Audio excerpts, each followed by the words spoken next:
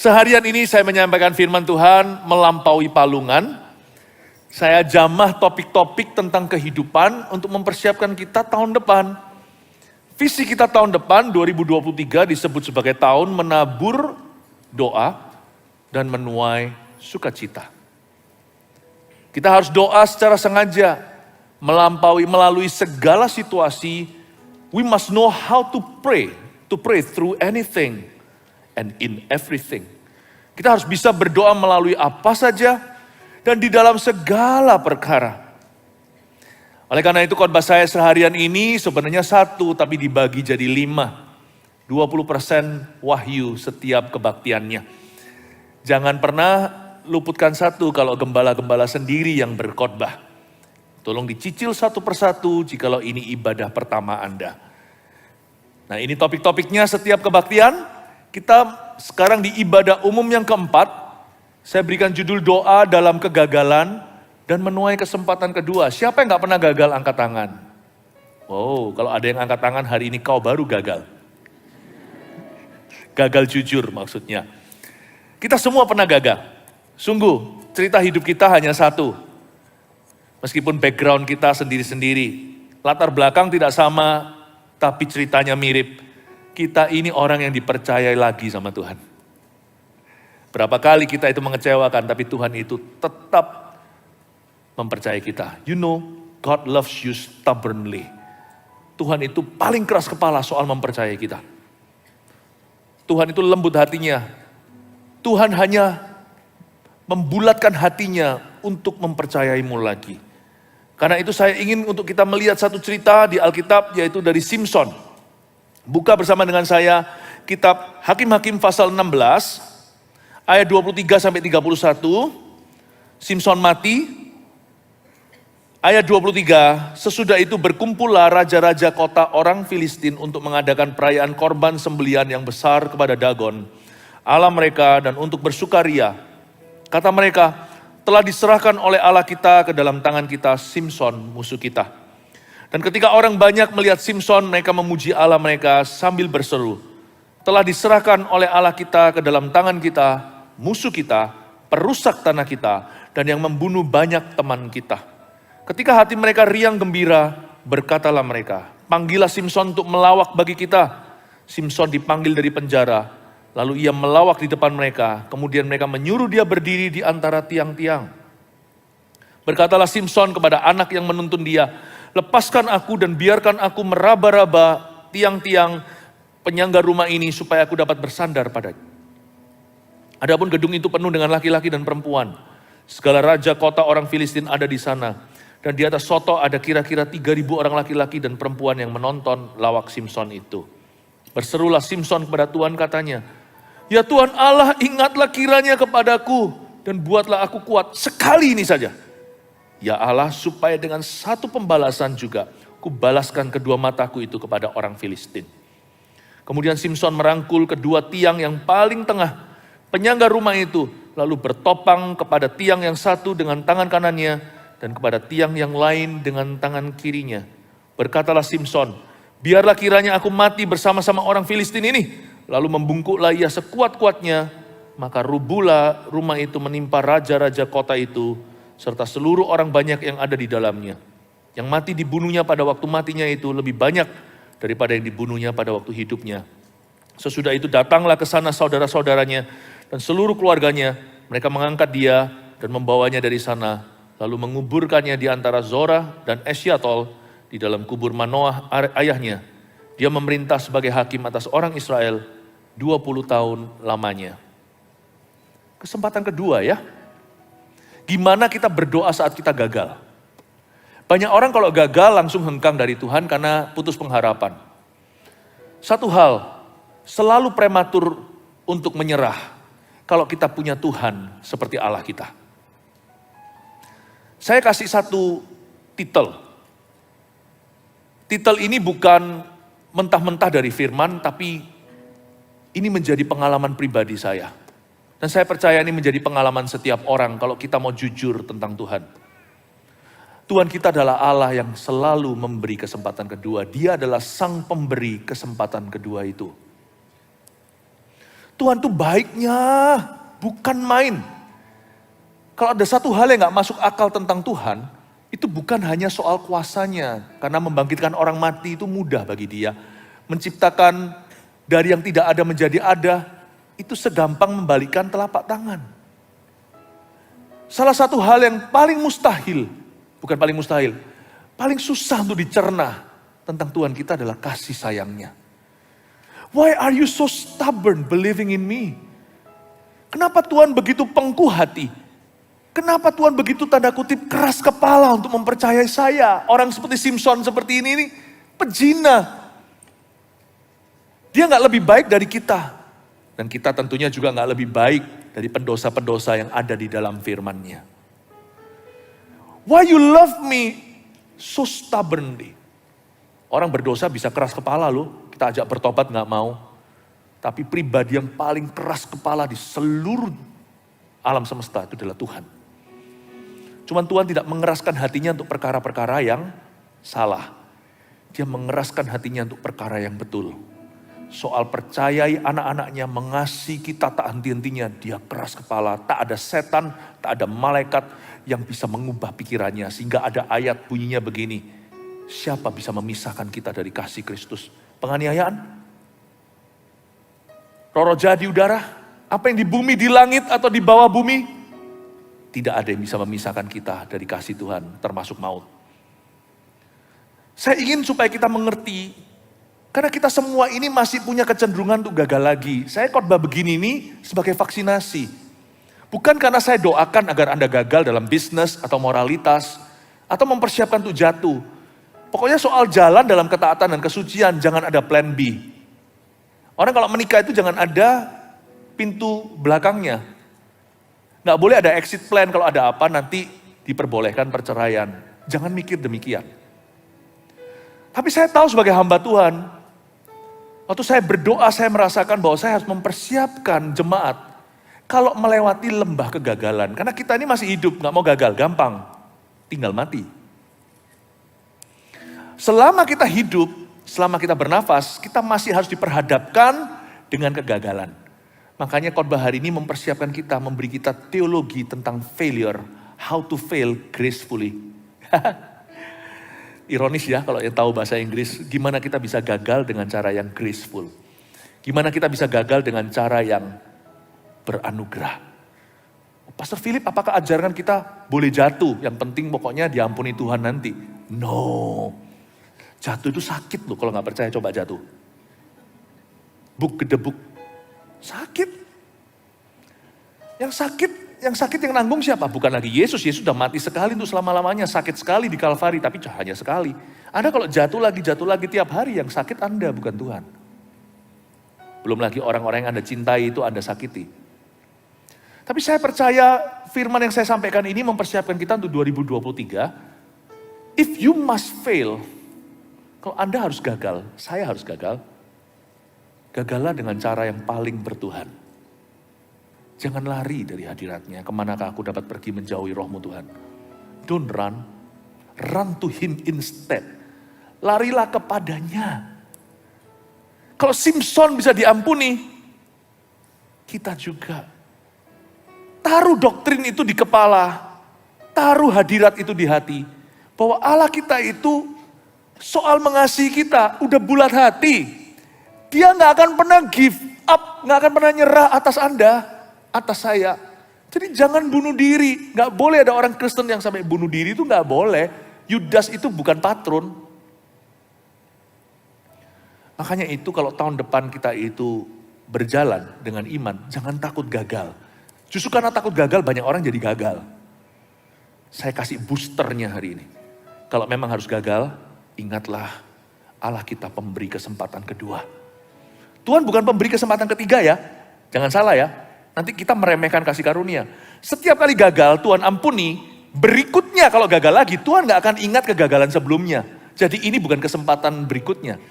Setiap kali diampuni itu fresh dan segar. Jadi kalau kita jatuh lagi setelah itu atau gagal. Maka Tuhan akan memberikan kepada kita senantiasa kesempatan kedua. Paham maksud saya?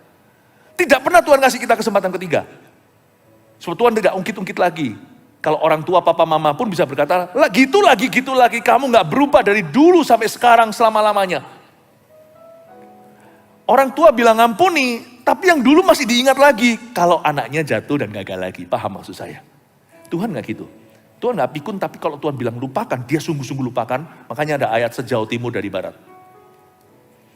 Makanya itu setiap kali Anda gagal, jangan remehkan. Gak apa-apa dulu sudah diampuni, gak bisa. Setiap kali Anda gagal lagi ke depan, itu gagal pertama kali. So don't be stupid. Learn from your mistakes. Mari kita belajar dari pengalaman kita masa lalu termasuk kesalahan. Jangan buat kesalahan yang sama, yang kreatif itu loh kalau memang harus jatuh. Paham maksud saya? Saya ajak sedikit mencerna sore-sore begini, semoga Anda bisa mengikuti. Saya tidak pernah, nggak boleh orang Kristen merasa dirinya I'm a failure, aku orang gagal. Nggak pernah, kalau sudah diampuni Tuhan sudah lupa. Jadi kegagalanmu ke depan itu kegagalan ke satu. Ayo, jangan kebobolan, jangan jebol tuh. Di mata Tuhan Anda tetap perawan. Wow, bukan hanya soal seksualita, tapi mengenai kehidupan. Nah sekarang kita baca Simson satu persatu, mari kita telusuri hati Yesus. Kalau anaknya gagal gimana perasaan Tuhan. Sesudah itu berkumpullah raja-raja kota orang Filistin itu untuk mengadakan perayaan korban sembelian yang besar kepada Dagon Allah mereka. Dan untuk bersukaria kata mereka, telah diserahkan oleh Allah kita ke dalam tangan kita, Simson musuh kita. Ketahuilah bahwa musuh kita sesungguhnya itu bukanlah kegagalan. Tapi Dagon, Filistin, orang-orang dunia yang menunggu kejatuhan anak-anak Tuhan. Makanya orang Kristen harus mengerti gimana handle saudara seimannya yang gagal. Kita itu harus menjadi house of restoration atau rumah pemulihan. Bukan hanya gereja ya. Tapi kita secara individu itu harus menggenapi firman Tuhan yang berkata, bulu yang patah terkulaikan tidak akan dipatahkan. Karena ada kita, sumbu yang pudar nyalanya justru gak dipadamkan. Gereja itu bukan rumah sakit loh. Gereja itu rumah sembuh. Kalau orang yang gay, homoseksual datang ke gereja kita, lalu malah bisa jadi predator, kita gak berbuat apa-apa. Lah berarti kita ini gereja rumah sakit dong. Jadi komunitas baru mereka. Gak bisa, di sini dosa pasti ditantang. Dosa pasti ditegur. Target kita bukanlah ramah terhadap orang berdosa, tapi mengasihi mereka sampai pertobatan mereka. Target kita adalah kelepasan, kesembuhan, kemenangan. Paham ya? Dosa bukan rumah sakit. Kita tidak akan halalkan segala cara supaya nanti banyak orang-orang yang datang ke gereja kita. Kita kompromi ini itu supaya mereka merasa di rumah. Supaya nanti mereka datang ke gereja itu rasa gak ada bedanya sama pergaulanku di dunia gemerlap. Ada perbedaannya. Gereja itu bukanlah tempat semerta-merta kesempatan kedua. Silakan ke sini, kami menerimamu apa adanya. Iya, kami menerimamu apa adanya, tapi kami akan mengelola. Sorry, kamu tidak akan berakhir apa adanya. Kalau kamu berakhir apa adanya, kami gagal jadi gereja. Paham maksud saya? Plafon gereja itu perubahan hidup. Fondasinya terima apa adanya. Nah salahnya adalah kalau gereja bukan menjadi rumah pemulihan, lalu kita tidak berbuat apa-apa. Orang berdosa datang, tidak tertantang. Saya ingin sekali supaya kita sebagai gereja itu imbang. Sebagai orang Kristen juga sama. Anehnya di dalam dunia ini orang-orang yang paling judgmental ternyata adalah orang-orang Kristen loh. Karena kita ini punya kebenaran. Makanya kaum Farisi ahli Taurat itu muncul dari Israel. Orang-orang yang paling menghakimi dengan keras itu coba lihat. Itu anak-anak terang. Saya dorong Anda supaya menjadi kepanjangan tangan Tuhan soal pemulihan. Ingatlah bahwa Anda pun dikasih Tuhan kesempatan lagi dan lagi. Jangan kejam dengan orang yang jatuh. Jangan menolak mereka mentah-mentah. Kelola iya, tantang iya. Gak bisa orang kalau berteman sama saya tetap mereka jadi pendosa. Antara mereka berteman dengan saya mereka berubah. Atau mereka tidak mau berteman dengan saya lagi karena mereka selalu silau. Kena sinar terangku. Kalau ada seorang pendosa yang bisa bersahabat dengan saya 20 tahun dan happy ya. Jangan-jangan setan kira saya cousin-nya. Jangan-jangan kita jadi keponakan setan. Paham maksud saya? Namun demikian, please understand, jangan jadi orang yang legalistis. Yang suka tuding-tuding, kamu si pendosa. Do remember, ingatlah, Anda pun di sini hari ini, di hidupmu, di titik ini. Because God forgive you again and again. Tuhan mengampunimu lagi dan lagi. Belajar untuk menjadi sang pemulih ya. Bukan sang penjatuh dan penuduh. Jadi sang pemulih. Tahun depan 2023, banyak orang harus dipulihkan, percayalah saya. Stok lama aja masih ada yang harus dipulihkan kok. Apalagi yang stok baru. Saya berharap jemaat GMS Jabodetabek ini, bahkan semua GMS di mana-mana, menjadi pemulih-pemulih, menjadi rumah roti bagi orang-orang berdosa yang membutuhkan. Haleluya. Goal kami, mewakili Pastor Fuji, Pastor Lena juga, dan semua hamba-hamba Tuhan di GMS Jabodetabek. Goal kami bukan menjadikanmu jemaat, tapi menjadikanmu rumah doa bagi bangsa-bangsa. Kami tidak merasa sukses kalau berjubel-jubel orang. Kami merasa sukses kalau 300 itu semuanya tentara Kopassusnya Yesus. 300 itu tentara Gideon.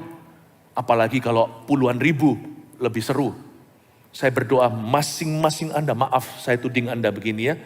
Ya udah beginilah, supaya lebih sopan. Masing-masing Anda, ya, semuanya jadi pemulih-pemulih yang dahsyat. Kasih tepuk tangan buat dia. Haleluya.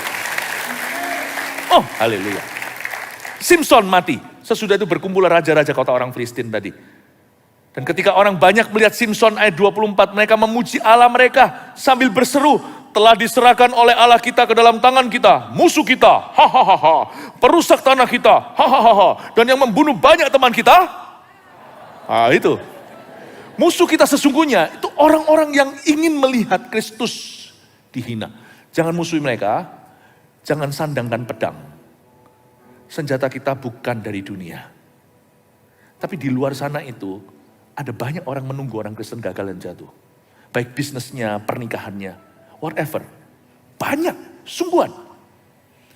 Di luar sana itu very hostile. Dunia tempat kita tinggal ini gak ramah sama iman. Karena itu orang Kristen tidak boleh saling menjatuhkan. Orang Kristen harus saling mengcover. Amin. Coba bayangkan jadi Tuhan. Kalau kita jatuh pikiran kita ke satu apa? Tuhan pasti marah sama kita dan buang kita ya.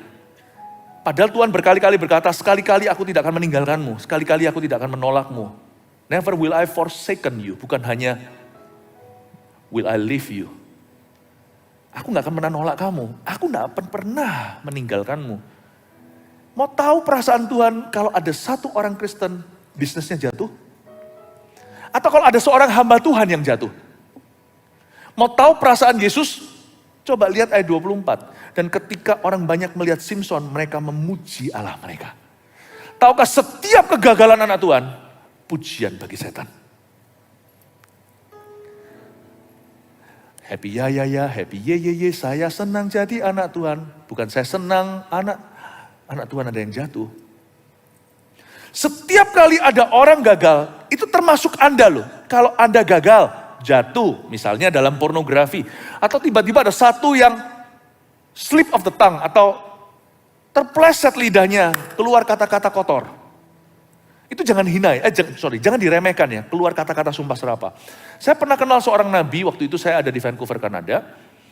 Ya, waktu itu kita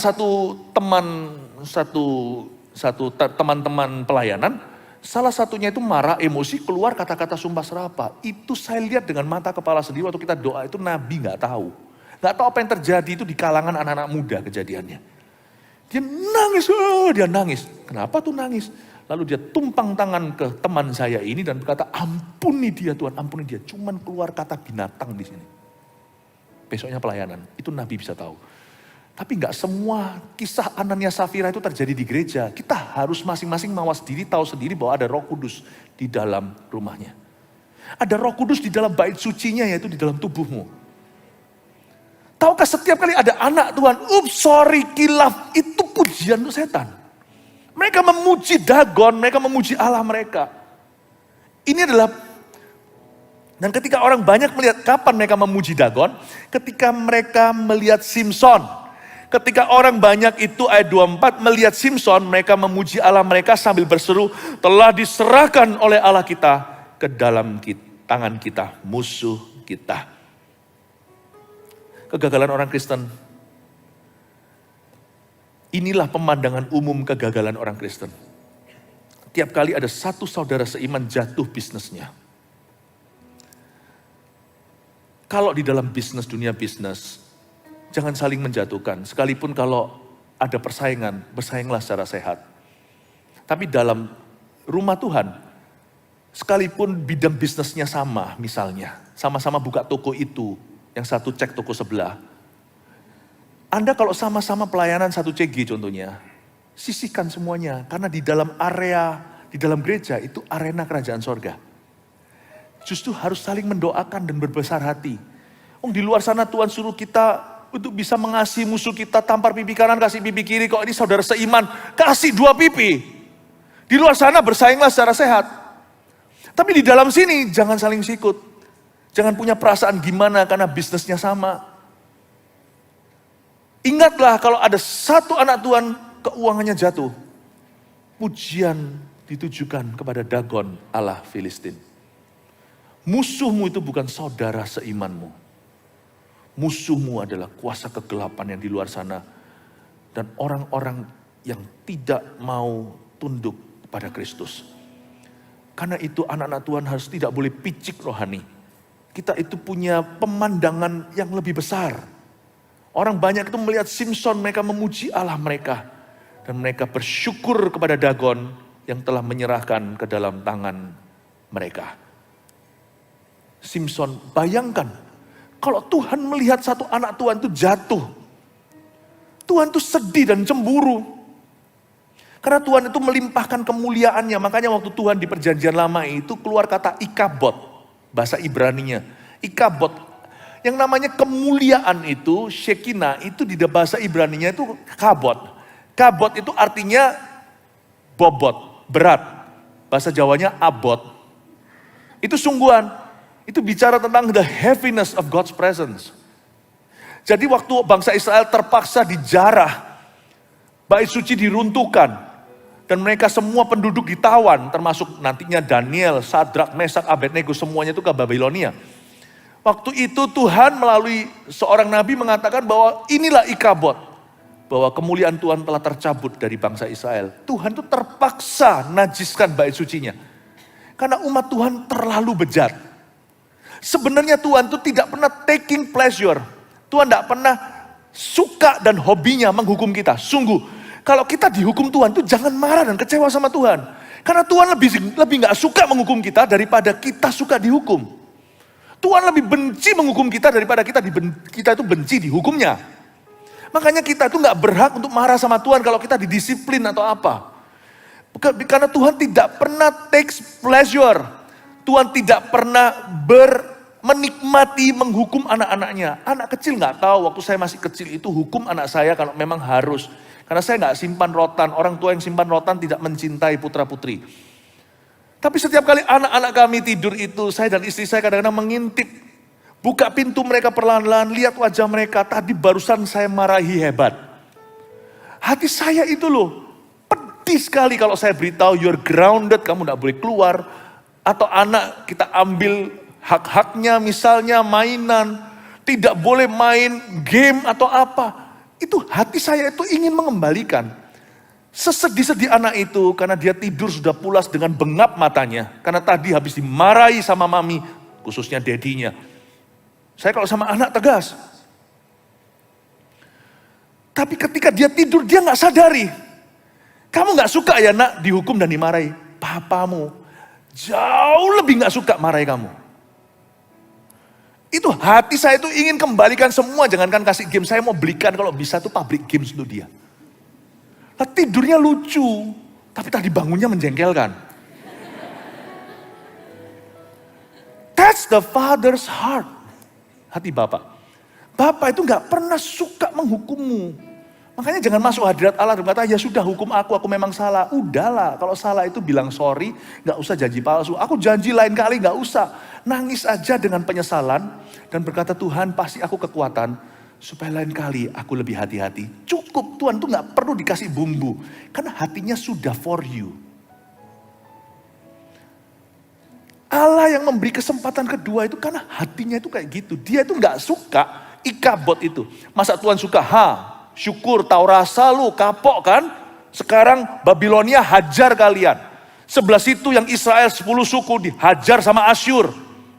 Tahu rasa ya mati semua. Tuhan enggak. Tuhan itu saking jengkelnya sama musuh-musuhnya ketika Babilonia agak sedikit keterlaluan. Demikian pula Asyur. Tuhan hukum mereka loh. Aku suruh kamu cuma cambuk sekali. Karena memang aku harus pakai tangan asing untuk hancur, untuk didik anakku. Karena aku ngomong sendiri gak mempan. Mereka bebal hati, tutup pikiran, tutup telinga terhadap Tuhan Allah Israel. Tuhan pakai tangan asing Babilonia. Tuhan pakai Mesir untuk hancurkan mereka. Suruh cambuk sekali, kamu cambuk berkali-kali dengan nafsu. Tuhan hajar mereka akhirnya. Kalau Tuhan didik anaknya sendiri itu Tuhan tahan-tahan. Rasanya itu Tuhan harus seret-seret kakinya untuk bisa hajar mereka. Tapi waktu Babilonia keterlaluan sama anak Tuhan. Aku cuma pinjam tanganmu. Kamu jadikan tangannya lumuran darah dengan nikmat. Tuhan hajar Babilonia. Coba Anda baca di Alkitab dan di sejarah. Tuhan hajar mereka with passion. Tuhan hajar mereka itu dengan passion, dengan gairah. Tapi anaknya itu dengan pedih hati dihajar. Ingatlah Bapak Ibu Saudara, kalau Anda salah jangan lari dari Tuhan. God never takes pleasure. Tidak pernah menikmati masa-masa penghakimanmu. Jangan lari. Jangan takut sama Tuhan tapi kembali. Kalau Tuhan memang harus pukul Anda, kasih pantatnya. Anak jangan lari kalau mau dipukul pantat sama papa, kasih nih. Dipukul pantat kanan, beri pipi kiri. Pipi kiri. Paham maksudnya? Sakit memang, tapi lebih baik disakiti oleh ayah sendiri. Jangan lari kalau memang Anda harus tanggung hukuman, didisiplin dalam gereja, dihentikan pelayanan. Atau kalau tiba-tiba kalau misalnya ini urusan rumah tangga, Anda harus tidur di sofa karena terjadi perselingkuhan sebelumnya 2-3 tahun, begitu jalani. Kalau Anda dipukul pantatnya oleh Tuhan, melalui pasangan Anda, melalui orang lain, melalui pukulan dalam kerja, jalani, hai Daud. Sebab ujungnya, listen, Tuhan akan memberimu kesempatan kedua. Tuhan akan kembalikan semua hak-hakmu sebagai anak. Tuhan gak sabar kasih Anda cincin, jubah si bungsu itu, bahkan sendalnya. Anda dan saya harus tangkap isi hati Bapak. Salah sih salah, tapi jangan pernah main kedipan sama Tuhan. Gak apa-apa lah, lupakan, forget it. Pura-pura gak tahu, kura-kura dalam perahu. Kebalik ya, kura-kura dalam perahu, pura-pura gak tahu. Tuhan gak bisa pura-pura, karena Tuhan itu adil. Anak tidak akan lolos. Tuhan tidak pernah manjakan, Dia muridkan kita. Saya gak pernah manjakan anak-anak saya. Meskipun saya nggak pakai, saya dan istri nggak pernah pakai kekerasan fisik, nggak pernah pukul pantat apa, nggak pernah. Pakai cara lain. Sebagai kiasan kalau Anda di rotan, kasih dirimu dihajar oleh Tuhan. Karena Anda harus tahu ya, di balik hajarannya, listen, ada mercy, kasih karunia-Nya. Ujungnya itu jangan bilang saya kasih Anda bocoran ini. Saya kenal Tuhan 30 tahun, belum lama sih, tapi cukup untuk saya mengerti.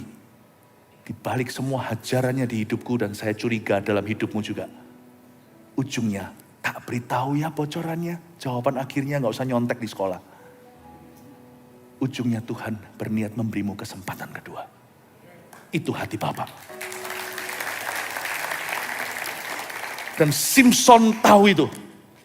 Ketika hati mereka riang gembira, ayat 25 berkatalah mereka, panggillah Simson untuk melawak bagi kita. Simson dipanggil dari penjara lalu ia melawak di depan mereka. Kemudian mereka menyuruh dia pergi di antara tiang-tiang. Dengar ya, Simson ini disuruh melawak, ini bukan melawak stand up comedy. Simson gak ngomong, tapi intinya adalah mungkin ya saya bayangkan. Simson kan buta kan, dicungkil mata kan. Mungkin beberapa orang Filistin itu turun, pok dia pakai benda tajam apa, lalu dia begitulah itu semua ketawa, mereka agak mabuk dengan anggur, mungkin juga sedikit high dengan narkoba. Ini orang Filistin semua. Jadi dia bukan melawak karena dia melawak, Tapi dia dipermainkan. Waktu Simson begitu dia berseru, Tuhan aku anakmu, aku tahu aku salah. Aku hukumlah aku enggak apa-apa. Tapi aku enggak mau dihukum sama mereka. Aku mau yang dari Tuhan. Disitulah Tuhan masih hatinya. Tapi Tuhan tahan. Lihat gak? Tuhan tahan. Karena memang Simson salah. Tuhan tahan. Saya bisa rasakan hati Tuhan tahan. Ketika hati orang Filistin riang gembira. Dan berkata, panggillah Simson untuk melawat bagi kita. Waktu saya baca ini saya terharu. Lord, it must feel like hell. Pasti rasanya kayak neraka. Neraka itu ada. Kira-kira Tuhan bangga nggak sama neraka? Tuhan seneng nggak? Ada orang binasa dan akan binasa selama-lamanya. Tuhan tidak pernah takes pleasure. Tuhan tidak pernah menikmati kematian orang fasik. Saya bisa rasakan di ayat 25 Tuhan tuh tahan. Aduh Tuhan, aku ini malu kalau aku baca cerita tentang Simson ini. Ada yang tidak tertuliskan itu saya bisa rasakan waktu saya baca ayat 25 contohnya. Allah menahan. Waktu semua bangsa Filistin demi Dagon riang gembira. Dan mereka pok atau mereka menusuk-nusuk Simson pakai benda-benda atau lemparin botol. Simsonnya begitu, piang sini, dia nggak bisa lihat. Waktu tertawa, saya bisa rasakan Tuhan menangis di ayat 25. Sedangkan orang Kristen banyak yang taruh curiga kalau kita lagi salah itu Tuhan lagi seneng-senengnya hukum kita. Kayaknya gemes aku. Salah paham itu jangan sama Tuhan. Tuhan tidak pernah tersenyum atas hukuman yang memang harus kau tanggung. Makanya itu orang yang waktu salah bersandar ke Tuhan kembali. Tetap kalau mereka jalani konsekuensi, biasanya mengalami grasi. Kalau dia itu melekat sama Tuhan, dia akan mengalami kasih karunia atau grasi presiden contohnya. Mestinya dia itu sekian puluh tahun jadi belasan. Karena Tuhan berbelas kasihan. Anda baca tuh bolak-balik di Alkitab. Pada waktu Tuhan hukum Daud soal Arauna itu. Ingat ya? Soal satu tempat. Wah Daud gaya-gayanya soal-soal hitung sensus. Padahal Tuhan gak suruh. Demi supaya dia tunjukkan kepada bangsa-bangsa tetangga. Lihat ini kerajaanku gede loh. Dihukum sama Tuhan. Itulah terjadi. Dikasih sama Tuhan pilihan. Kamu mau lari dari musuh 3 tahun. Atau kamu mau begini. Atau kamu begini aja. 3 hari tapi aku yang mukul kamu. Daud dengan menangis berkata, aku tidak mau dihukum sama Filistin, hukumlah aku. 3 hari. Dan Tuhan bekerja demikian rupa roh. Ada malaikat yang menghunuskan pedang dan membunuh begitu banyak, puluhan ribu orang Israel. Makanya pemimpin itu ngaruh. Kalau dia salah jalan itu yang kena getahnya banyak. Dibunuh banyak. Lihat waktu Daud berseru pada Tuhan, malaikat itu berhenti, diberitahu sama Tuhan, berhenti di langit-langit. Dengan pedangnya masih terhunus. Dia tidak tahu harus berbuat apa. Mundur salah, maju salah. Tuhan berkata, stop it! Tuhan gak tahan lihat bangsa Israel dibantai. Meskipun karena dosa yang sepantasnya. Listen. Tuhan itu gak tahan. Dia gak pernah senyum kalau kita itu harus menjalani hukuman atau konsekuensi. Makanya orang yang jalani konsekuensinya tetap nunduk sama Yesus. Gak lari dan menanduk. Gak pakai kata kecewa lah sama Tuhan lah, bla bla bla. Orang seperti itu, tengah jalan hukumanmu itu bisa dihentikan sama Tuhan. Dan Tuhan berkata, sudah enough. I want to love him. I want to bless him. Disitulah pemulihan pernikahan. Disitulah pemulihan pekerjaan. Kesalahan orang Kristen adalah komplikasi. Udah salah masih nantang sorga. Kalau kita salah itu menunduk, biasanya ujungnya saya beritahu dulu. Jangan bilang sama Tuhan kalau saya yang memberitahukan. Ya Tuhan maha tahu lah ya. Ujungnya itu kesempatan kedua. Lebih cepat daripada lebih lambat. Makanya jadi domba Kristus itu yang lembut hatinya. Jangan keras sama Tuhan. Karena Tuhanmu itu tidak keras hati terhadapmu. Tuhanmu itu keras hati terhadap musuhmu. Tapi Tuhan itu lembut hati kepadamu. Saya kasih teologi gagal itu seperti apa kegagalan. Supaya kita semua kalau melewati lembah ini. Kita lari mendekat ke Tuhan. Supaya lebih singkat hukuman. Amin Bapak Ibu Saudara. Ya. Kita baca lagi ayatnya yang keberapa? Ayat yang ke-25. Ketika hati mereka riang gembira. Simson dipanggil dari penjara. Lalu ia melawak di depan mereka. Kemudian mereka menyuruh dia berdiri di antara tiang-tiang. Ayat 26. Berkatalah Simson kepada anak yang menuntun dia, lepaskan aku dan biarkanlah aku meraba-raba tiang-tiang penyangga rumah ini supaya aku dapat bersandar padanya. Lihat Simson ya. Simson di ayat 26 ini sudah mengerti hati bapaknya. Dia sudah tahu apa yang bisa terjadi dari hati Tuhannya. Simson di dalam konsekuensi, Tuhan tidak mengubah hukumannya, cungkil mata hilang, tidak plung keluar. Tenaga Simson tidak kembali, rambutnya sudah dicukur, keluar pun tidak kembali tuh powernya. Tuhan tuh tidak pelin-pelan. Tuhan bukan tipe yang kasih hukuman lalu ya sudah kilaf-kilaf, atau sok tegas sama anaknya di depan tapi belakang tidak pernah dijalankan. Begitulah biasanya anak-anak kecil tidak menghormati papa mamanya. Lain kali ancaman kosongan. Tuhan enggak loh. Jangan main-main sama Tuhan. Kalau Tuhan bilang itu Never in my life dalam hidup saya melihat seorang yang berpegang pada kata-katanya seperti Tuhan. Makanya saya enggak berani main-main sama Tuhan. Kalau Tuhan ngomong saya enggak berani bantah. Tapi saya tunjukkan ayat 26, Simson udah mulai mengerti. Ayat 27 bukti. Adapun gedung itu penuh dengan laki-laki dan perempuan. Segala raja kota orang Filistin ada di sana. Simson tidak tahu tapi dia bisa merasa. Ternyata matanya cumplung pun dia punya roh yang bisa melihat. Dan di atas soto ada kira-kira 3.000 orang laki-laki dan perempuan yang menonton lawak Simson itu. Berserulah Simson kepada Tuhan. Dia berseru dulu. Katanya, ya Tuhan Allah, ingatlah kiranya kepadaku. Hanya orang yang mengerti hati Tuhan yang berani senekat ini. Remember me. Itu kalau dia gak ngerti hati Allah, bisa korsleting loh. Remember my sin loh. Dia bisa dengan beraninya, dengan pedenya percaya diri. Remember me, ingat aku. Berarti dia di ayat sebelumnya udah nangkep hati Tuhan. Tuhan pasti gak senang lihat aku melawak dan dipermainkan. Tuhan itu lebih memihak ke aku daripada Dagon dan Filistin. Hati Tuhan pedih. Lord, I'm sorry. Aku yang membuat ini semua terjadi. Dia gak salahkan Tuhan. Kenapa Tuhan? Orang berdosa itu loh. Udah gak tahu diri nyalah-nyalahin lagi. Kenapa engkau? Jangan gitu. Itu membuat Tuhan punya kasih karunia makin jauh. Tapi kalau kita ngaku kasih karunianya dekat. Simson tahu dan dia berkata, it's because of me. You're not wrong. Kau tidak salah. Akulah yang salah, engkaulah kebenaran, akulah kesalahan. But Lord, remember me Tuhan, ingatlah aku. Dia berkata, ingatlah saya, buatlah aku kuat. Dia petisi ini, namanya naik ke Mahkamah Agung ini sudah naik banding ini. Dia berkata, make me strong. Di tempat aku runtuh soal kekuatan, tapi dulu karena rambut, aku minta kau kasih aku kekuatan di situ untuk menang. Buatlah aku kuat sekali ini saja. Kasih aku kesempatan kedua. Meskipun jikalau kesempatan keduaku ini yang terakhir kali. Supaya dengan satu pembalasan juga kubalaskan kedua mataku itu kepada orang Filistin. Kemudian Simson merasa ada gereng-gereng urapan. Betul ya? Kemudian Simson melihat tiba-tiba ada awan, tiang api, tiang awan. Enggak. Tiba-tiba Simson melihat asap masuk ke dalam gedung itu seperti bait suci waktu Salomo. Tidak juga. Simson tidak merasa apa-apa.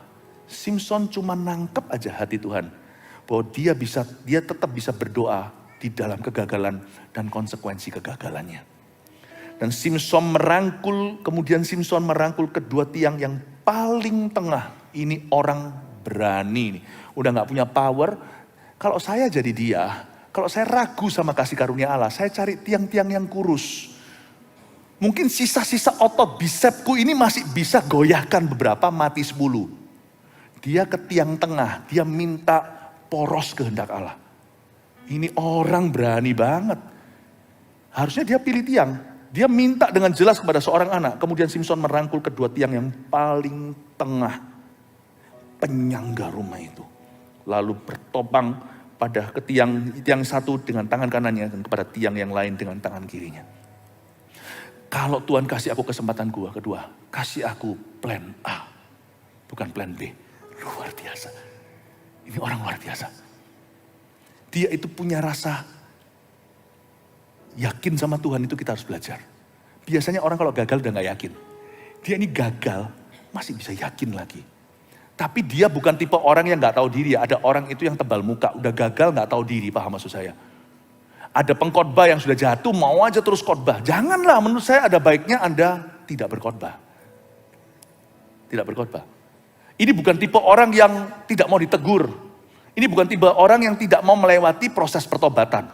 Ini orang yang pokoknya ditegur sini lari ke sana. Bukan ya? Simson mau ditegur, dia sudah bayar harga, cumplung mata. Dia tahu dan dia sudah melawak di depan orang Filistin dan dia ngaku di hadapan Tuhan, it's because of me. Ini karena aku. Tapi Simson kalau berpaut pada kasih karunia, dia pegang kasih karunia dengan double K huruf besar, kasih karunia. Dia gak seperti orang Kristen yang berkata, ya sudahlah Tuhan, kalau engkau mau pulihkan ya bisa, kalau enggak ya enggak apa-apa. Bukan tipe orang yang pelin-pelan. Kalau dia masuk hadirat Allah, dia betul-betul minta anugerah dengan A huruf besar, plan A. Give me your grace.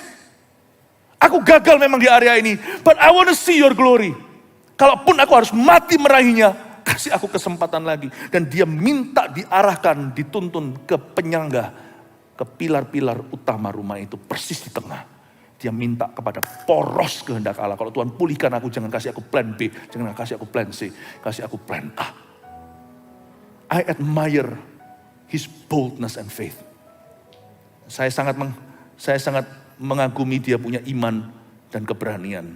Ayat 30, berkatalah Simson, biarlah kiranya aku mati bersama orang-orang Filistin ini. Nah di sini saya tahu dia tahu diri. Ini bukan tipe orang yang gak mau ditegur tadi atau dikoreksi. Bukan tipe orang yang sudah salah, masih terus saja mau tampil. Udah salah, masih aja mau VIP. Bukan. Aku akan mati untuk membayar ini, aku ready. Biarlah kiranya aku mati bersama orang Filistin ini. Dia gak minta glory. Dia gak minta nanti dia jadi champion gimana. Tapi menurut saya juga kehendak Allah. Hari itu dia mati. Karena Simson punya masalah nafsu. Saya rasa Simson mati hari itu juga bagus sih. Daripada nanti ada pasal-pasal 17-18 berikutnya masih ada Simson jatuh lagi. Tuhan tahulah kapan kesempatan kedua yang terakhir kali buat setiap kita. Lalu membungkuklah ia sekuat-kuatnya. Maka rubuhlah rumah itu menimpa raja-raja kota dan seluruh orang banyak yang ada di dalamnya. Yang mati dibunuhnya pada waktu matinya. Itu lebih banyak daripada yang dibunuhnya pada waktu hidupnya. Anda tahu nggak? Yang mati dibunuh waktu mati hari itu lebih banyak daripada yang dibunuh waktu hidupnya. Bukan hanya banyak secara angka. Seingat saya dalam ayat firman Tuhan diceritakan di kitab Hakim-Hakim, Simson pernah dengan rahang keledai bunuh 1000 tentara khusus. Menurut saya bisa jadi loh ya unda-undi 11-12 atau bisa jadi, saya nggak bisa buktikan. Kalau secara jumlah angka, Simson mungkin waktu hidupnya membunuh sama banyak, bisa juga melampaui 3000 hari itu. Tapi disebut lebih banyak yang dibunuh hari itu daripada waktu hidupnya. Mungkin bukan cuma angka tapi signifikan. Karena semua raja Filistin di gedung itu. Semua raja wilayah, raja Filistin ada di sana semuanya. Dulu waktu dia masih gagah perkasa, masih belum jatuh, belum gagal. Dia bunuh itu gampang. Wah, rahang keledai kok. Itu kayak jago silat pakai kipas gitu aja. Rahang keledai gak mungkin bisa mempan lawan besi. Karena Filistin itu monopoli besi zaman itu. Jadi bangsa Israel punya pedang itu cuma cangkul. Gak mungkin bisa mempan. Simson dengan mudahnya. Kalau Anda disertai Tuhan itu gampang. Kalau Allah mau bekerja. Tapi waktu Simson hari itu. Yang dia bunuh adalah semua raja-rajanya. Buyar pemerintahan Filistin. Gara-gara satu hari itu. Saya ingin sekali Anda mengerti hati Tuhan hari ini. Tentang pemulihan. Bukan supaya Anda jatuh, jikalau Anda sudah gagal, ini kabar baik. Dan jikalau Anda tidak gagal, saya tidak bilang belum gagal loh ya, please jangan gagal. Tapi jikalau Anda gagal, ingatlah firman hari ini. Bangkitlah, Tuhan tidak sabar memberimu kesempatan kedua. Amin. Dan jikalau Anda tidak gagal, tahun depan itu jangan jadi orang yang takut gagal. Yang beranilah melangkah. Orang Kristen terlalu lapuk kadang-kadang imannya. Aku mau nginjil takut ditolak. Aku mau sekolah takut nanti nggak bisa lulus dengan predikat. Aduh, orang Kristen nggak boleh gitu imannya. Yang gagal aja berani loh, yang nggak gagal kok pengecut. Berani dong. Jangan jadi orang Kristen yang brandnya ini. Imannya demikian. Orang Kristen yang takut gagal. Kalau dalam hal ini, kita harus bandel berani. Belajar dari Simpson. Kita bandel berani bukan karena kita itu percaya diri. Kita bandel berani karena kita tahu. Seterpuruk-terpuruk kita, sekalipun jikalau kita jatuh tak akan tergeletak sebab Tuhan menopang tangannya.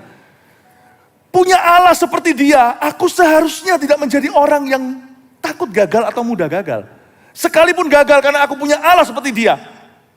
Adil sih, itu bagian yang gak enak. Tetapi saya tahu saya tidak akan ditinggalkan. Saya kasih 3 poin ini sebagai penutupan. Supaya kita mengerti bagaimana menghadapi, bagaimana kita bisa berdoa dalam kegagalan kita. Doa dalam kegagalan dan menuai kesempatan kedua nomor 1.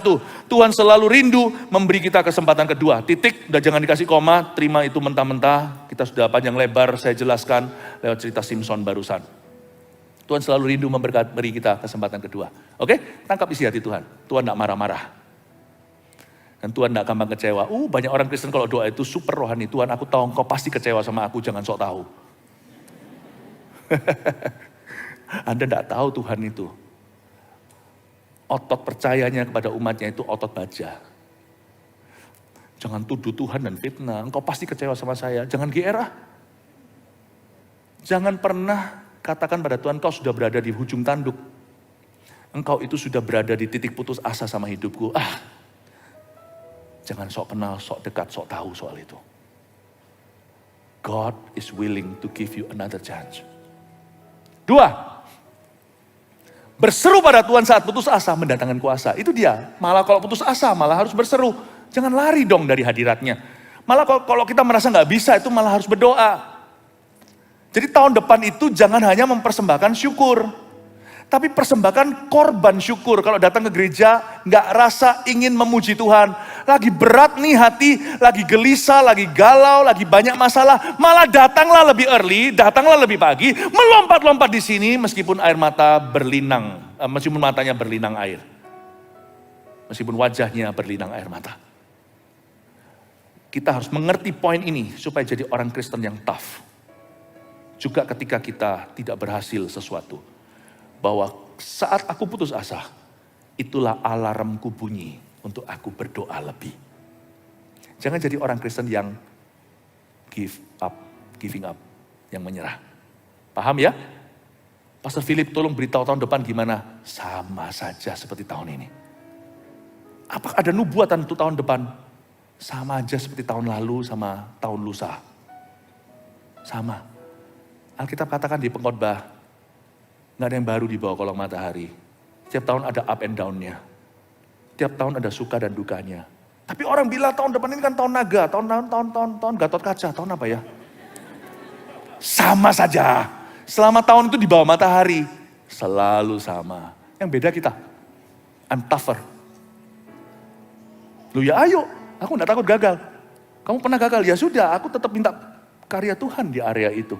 Aku minta digiring ke tiang tengah. Aku enggak mau jadi pecundang, ya sudahlah sekarang. Sini sama situ anugerah itu sama kok. Bagi Tuhan apa bedanya memberimu anugerah pinggiran dan anugerah tengahan? Sama. Tuhan yang sama mati di Kalvari itu lunasnya berlebih. Tahu nggak? Tuhan tuh di Kalvari lunasnya berlebih. Orang yang dosa banyak, dosa sedikit itu sama-sama darah Yesus sudah dicurahkan untuk kita. Nggak ada bedanya Tuhan memberimu pengampunan segini dan pengampunan segitu. Saya nggak ngomong ini supaya kita menggampangkan diri untuk berdosa. Nggak ada bedanya mengampuni segini dan mengampuni segitu. Kalvari itu udah terlalu berlebihan, kita nggak ada kembalian. Paham maksud saya? Justru waktu kita putus asa, berserulah, itu kesempatan Anda seperti Simpson melihat kuasa. Kalau Simpson ini diganti Paulus, mungkin nggak relevan buat kita. Ya iyalah Paulus. Kalau Simpson ini diganti Yusuf, ya semua orang berkata, ya tentu Tuhan dengarlah. Ini Simpson pejinah itu. Dia berseru dan seluruh Filistin rubuh. Kalau ini ayat bukan untuk kita pendosa hari ini, atau orang yang notabene seperti kita yang condong gagal ini, tolong dirobek dari Alkitabnya. Kalau ini ada di dalam Bible, it's for you and me. 3. Mujizat terakhir lebih besar daripada mujizat pertama. Yang ini bukan sebagai harapan palsu atau sebagai nafsu. Ini sudah menjadi karakter Allah. Contohnya Yesus. Di Kana itu, anggur yang paling manis dan bagus, itu malah yang terakhir. Sampai-sampai semua pengunjung atau tamu di pesta itu, mereka nggak tahu apa yang terjadi. Mereka memuji tuan rumah. Anggurmu itu biasanya orang kasih anggur itu jam-jam pertama yang paling bagus, nanti terakhir-terakhir sodanya tuh udah dicampur sama air. Coca-Cola sudah bukan lagi Coca-Cola tapi OA. Udah dicampur air. Kamu itu sampai akhir masih pure atau murni. Anggurmu tuh malah bagus terakhir-terakhir. Itu memang sudah sifatnya Yesus. Itu sifatnya Elohim, sifatnya Allah, sifatnya Tuhan. Mujizat terakhir itu selalu lebih besar daripada mujizat pertama. Makanya ada yang namanya hujan akhir. Karena itu orang yang pulih dari sesuatu atau dari kegagalan, you can expect that God will be the same. Kita punya ekspektasi bahwa Allah kita tidak berubah. Karena itu jangan kecut hatimu, jangan tawar hati dan hambar dan berkata, pasti aku pulihnya tanggung setengah-setengah. No, bukan Tuhan kalau bukan bintang 5 cara pemulihannya. Allah kita itu punya satu sifat. Sifat ini tidak merujuk ke mujizat. Sifat ini bicara tentang karakternya. Orang yang mengenal Allah tahu bahwa demikianlah Allahku bekerja. Mujizat terakhir selalu lebih besar daripada mujizat pertama. Sebab Allah kita itu generous. Allah kita itu murah hati. Jangan tipu aja dia. Sama Tuhan itu jangan berkedok dan bermuka dua. Apa adanya aja. Nanti lihat kalau Allah bekerja ya. Anda kalau kalkulasi tutup buku, Anda perhitungan, Anda akan terkejut loh. Sebelum Anda gagal dan sesudah Anda gagal, kasih karunia-Nya tidak berubah. Dulu, sekarang, sampai selama-lamanya. Semakin besar Allah kita. Karena memang besarlah kasih-Nya atas kita. Saya berdoa supaya Anda semua dilengkapi tahun depan. Jangan takut untuk gagal. You have God that is not shaken by your failures. Kau punya Allah yang tidak goyah karena kegagalanmu. Coba dia tidak akan pernah kalah dengan kegagalanmu. Sebab dia punya cara untuk menjadikan anak-anaknya indah. Haleluya.